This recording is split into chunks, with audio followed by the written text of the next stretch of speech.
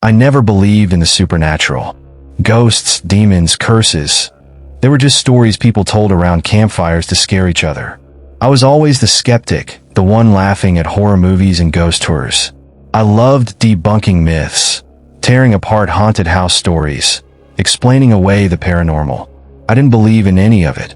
Until last year, my family owned a property on the edge of town, an old Victorian-style house that had been empty for years. My Aunt Sophie bought it decades ago, moving in all excited and eager, talking about starting fresh, getting away from city life. But something happened while she was there. Something none of us could explain. One day, without a word, she packed her bags, left, and never went back. She wouldn't talk about it, and she refused to sell the house. It just sat there, year after year, untouched and gathering dust. Growing up, we called it the empty house. It became a sort of legend in town. People whispered that it was haunted, that strange things happened there, that it wasn't safe. Some even claimed it had a mind of its own, that it was more than just wood and nails. Stories floated around about people who had gone in and weren't quite the same when they came out, or never came out at all. And those stories had only grown more sinister over time. So when Aunt Sophie passed away, and the deed to the empty house landed in my lap, I knew I had to face it. Not just for closure, but to prove a point. I was going to stay a night there, just me, a flashlight, a sleeping bag, and my phone. I'd live stream if I needed to, post updates every hour. I'd debunk every ridiculous rumor about the place. And then, in the morning, I'd walk out smiling and call everyone fools for ever believing in it. My friends called me crazy. They begged me not to go, told me it wasn't worth it. But I brushed them off. After all, it was just an old, empty house. I arrived just before dusk. The place looked more decrepit than I remembered. Its tall, narrow frame dark against the gray sky, shingles peeling off the roof, windows dark and empty. The path leading to the door was overgrown, with weeds crawling up around the steps, as if nature was trying to pull the house back into the earth. I stood there for a moment, feeling uneasy. It was ridiculous. The house was just a house. But as I looked up at it, I couldn't shake the feeling that it was staring back at me, that it was aware. It made my skin crawl, but I shook it off. I was here to prove a point, not get spooked by my own imagination. I unlocked the front door and stepped inside. The air was thick and stale, heavy with the smell of dust and mildew. The silence was oppressive, almost tangible, pressing down on me as I took my first steps inside. I clicked on my flashlight and swept it across the foyer.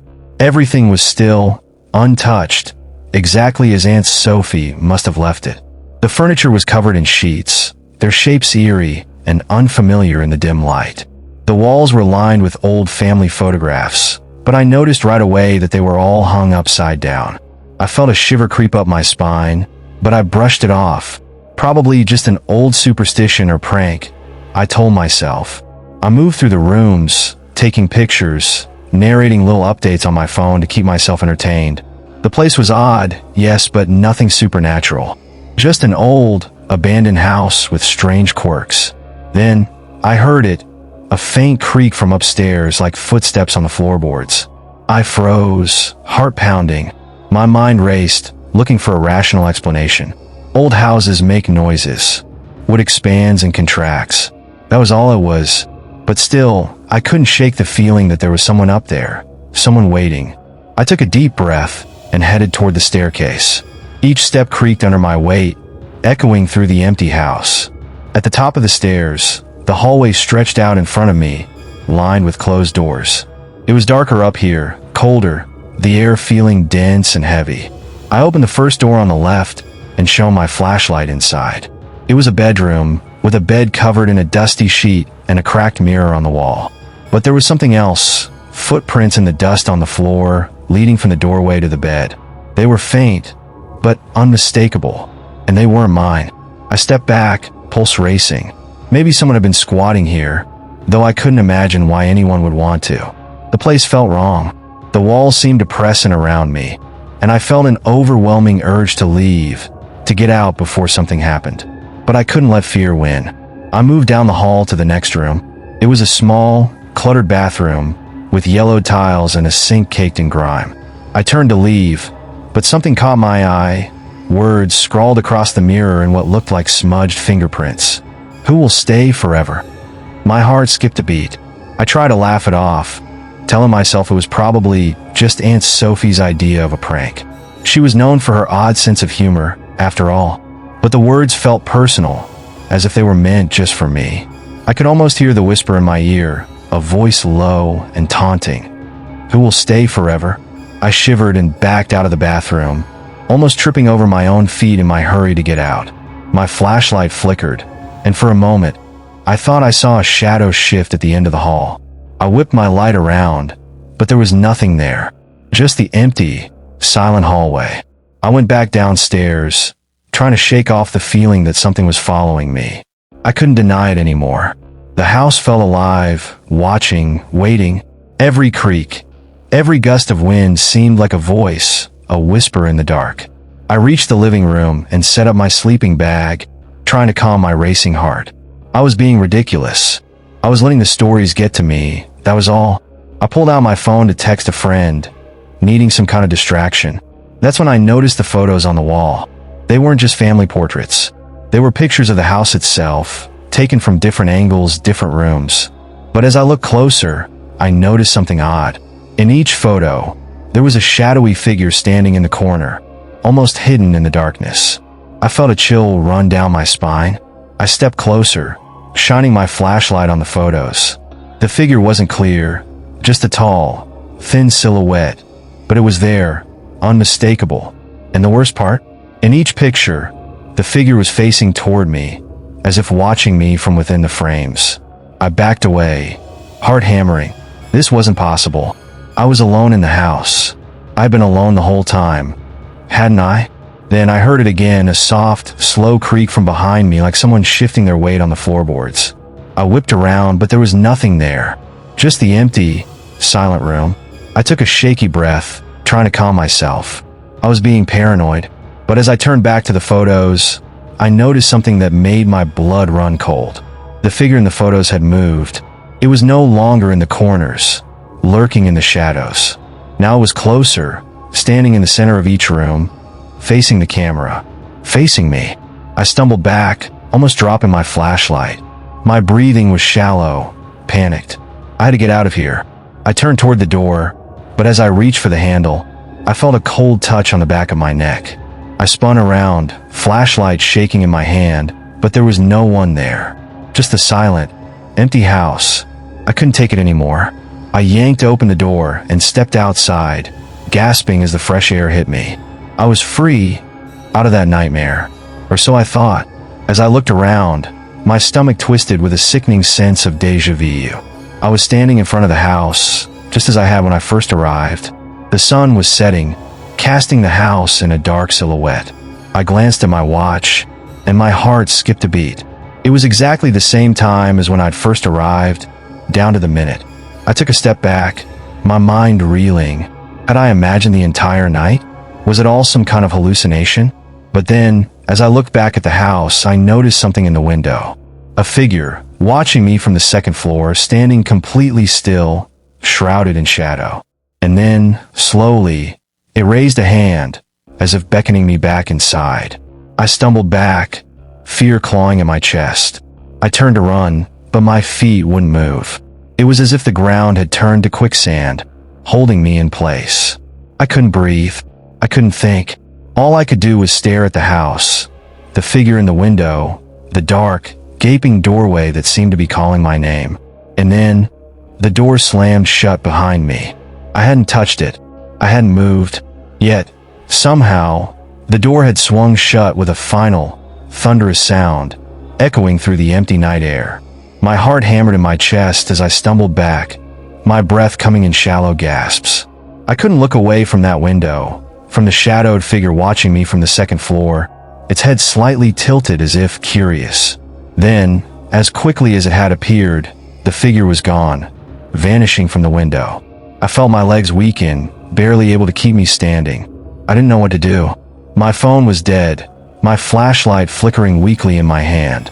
The sun was setting fast, and the house loomed before me, dark and silent, its empty windows like eyes staring back at me.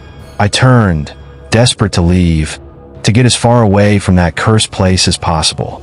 But as I took a step forward, the world around me seemed to shift. The path leading away from the house, the overgrown weeds, the trees along the road, they all faded, like a mist slowly lifting. In their place was the porch, the cracked steps, and the peeling paint of the house on Hollow Creek Road. I hadn't moved. Somehow, I was still right where I'd started. "No," I whispered, shaking my head. "This isn't real. It's just in my head." But deep down, I knew it wasn't. I could feel it in the air, a heavy, suffocating presence that wrapped around me like a thick fog, pressing into my chest. It felt like the house itself was breathing, like it was alive, and it didn't want me to leave. With trembling hands, I reached for the door handle again. It turned easily, and the door creaked open, revealing the dimly lit foyer, exactly as I'd left it. I didn't want to go back inside. Every instinct screamed at me to run, to fight against whatever invisible force held me here. But somehow I couldn't resist. My feet carried me over the threshold, as if drawn by some unseen magnet. The door closed behind me, sealing me in. The silence was louder now, more intense, as if the house itself was waiting, listening. I took a shaky step forward, my flashlight casting long, eerie shadows that stretched along the walls. I could feel something watching me, following my every move. My skin prickled, every hair standing on end. I tried to calm myself, to think logically. I'd only been inside for a few minutes. Maybe my mind was playing tricks on me. If I could just wait until morning, I could leave. But as I looked around, something strange caught my eye. The family photos on the wall had changed.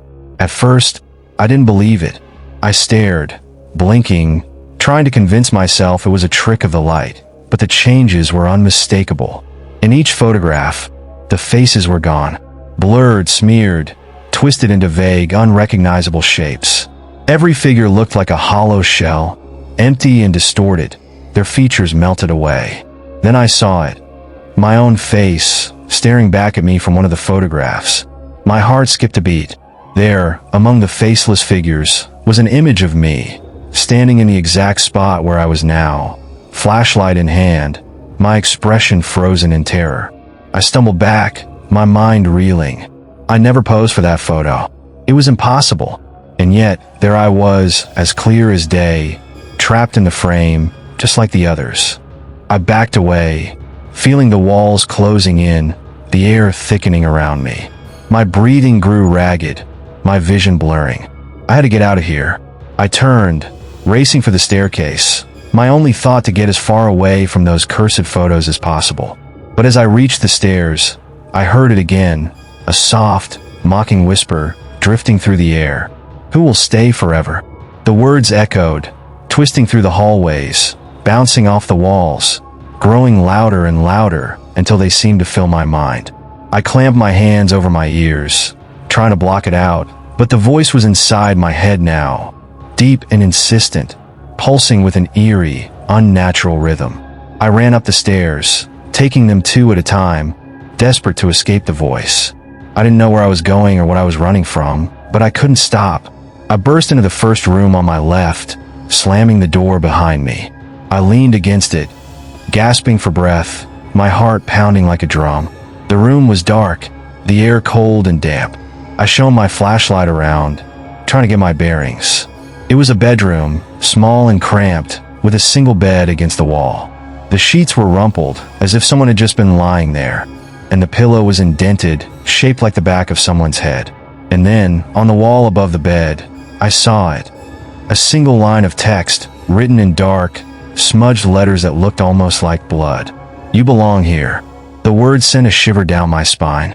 My hands were shaking, and I had to fight to keep my grip on the flashlight.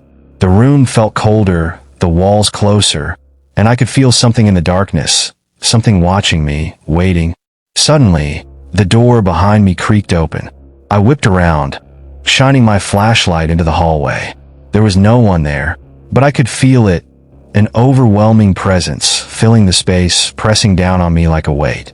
I could barely breathe, my chest tightening with fear.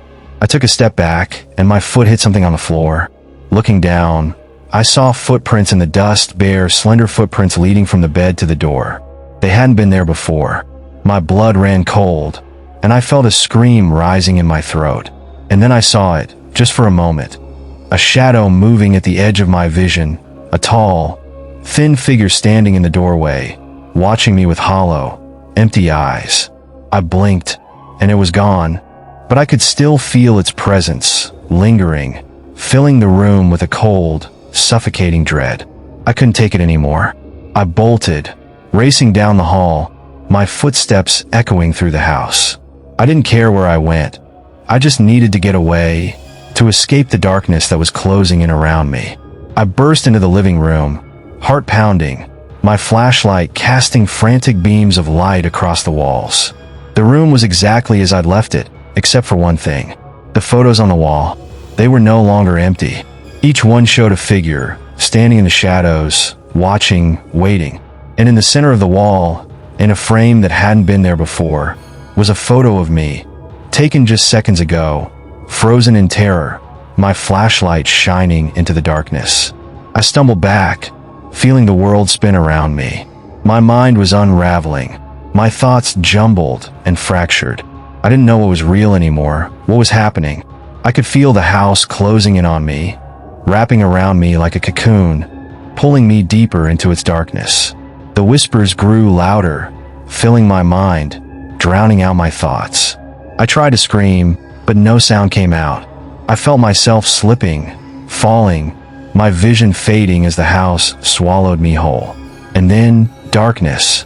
When I opened my eyes, I was standing outside the house, just as I had when I'd first arrived.